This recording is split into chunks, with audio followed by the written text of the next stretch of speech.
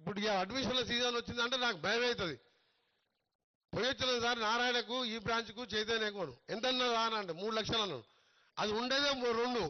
ఆయనకు తెలిసి ఇట్లా కోమంటే మనసులో అనగానే 3 పోంటాడు.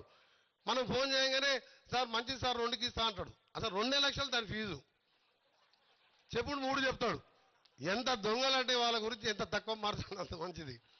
నాకు కోపం వస్తుంది. విద్యను అమ్ముకోండి, విద్య వ్యాపారం కాదు. విద్య అనేది నాన్ ప్రాఫిటబుల్. అది యాక్ట్ చట్టం ఉన్నది 25% పేదోళ్ళకు సీట్లు ఇవ్వాలని. ఆ చట్టాలకు తూట్లు పొడిచి ఈ దొంగలు ఇవ్వాలి. కార్పొరేట్ పేద ప్రైవేట్ స్కూళ్ళ కంటే ఇక్కడనే ఎక్కువ.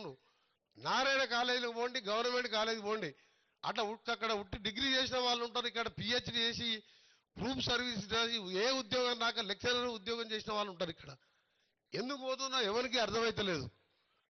పట్టిస్తే ఎంతో మంది 100ల మంది విద్యార్థులు ఆత్మహత్య చేసుకుంటున్నారు.